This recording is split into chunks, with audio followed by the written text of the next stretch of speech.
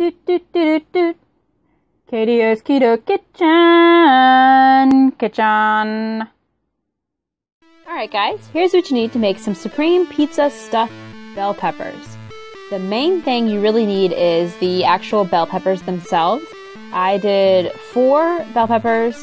They're about 100 grams each. I'd remove the top and remove the seeds just to make a nice little shell to hold all of the toppings. You can do whatever toppings you want, but I went with more of a supreme pizza vibe. So the first thing I did was 2 servings of sliced black olives. Then I did 30 grams of white onion. I'm going to use about a 1/4 teaspoon of this minced fresh garlic. It's not really fresh, it's jarred. A serving of that hot sausage, some spicy marinara, or the lowest carb sauce you can find. Just some shredded mozzarella. I went with a serving of fresh mushrooms, and then 4 ounces of diced pepperoni. The slices will work as well. For this one, just get interesting with the toppings. Whatever you really like on a pizza is what you can fill it with here. But one tip I have for the bell peppers, in order to keep them flat, I like to slice just a little bit off the bottom. And you can also poke small holes in each of those 4 little sides to let some of that grease and buildup of liquids drain out if you don't want it like soupy in the bell pepper itself.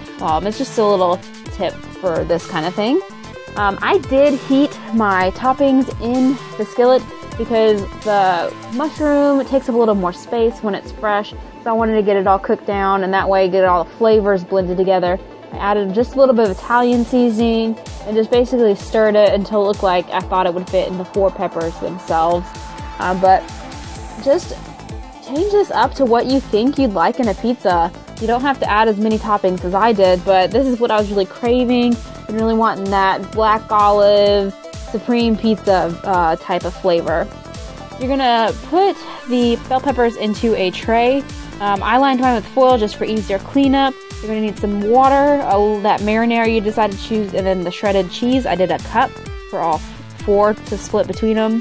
Go ahead and fill those bell peppers with the filling that you decided to make. Just basically, you can get exact with it and do it on a scale, but I just went and filled what I could into the peppers themselves, and it actually ended up dividing between all 4 evenly. For the marinara, I did 2 tablespoons of marinara per pepper. This is just enough to get it nice and soaked into the toppings, and then it's about a 1/4 cup of shredded mozzarella per pepper, and just really stack it on there. I know it looks like it's too much, but it will melt down. Then just add a little bit of water to the bottom of the pan because you're going to take some foil and cover the top. And what this does, just make sure when you cover it, just make sure it doesn't touch anything, kind of like a tint on the top, because that's going to help that water steam the bell peppers because they can take a little longer to cook than the actual filling. You're going to put these into an oven that's been preheated to 350 degrees. You're going to cook them covered like this for approximately 30 minutes. Then you're going to remove the covering. This is where I like to add just a little more Italian seasoning to the cheese. And then you're going to pop them back into the oven for approximately 15 plus minutes until that cheese gets nice and brown and everything looks cooked to about where you want it to be. And then you have yourself some supreme pizza stuffed bell peppers. Change this up however you want. This is what I went with today, and it was perfect. It's exactly what I wanted.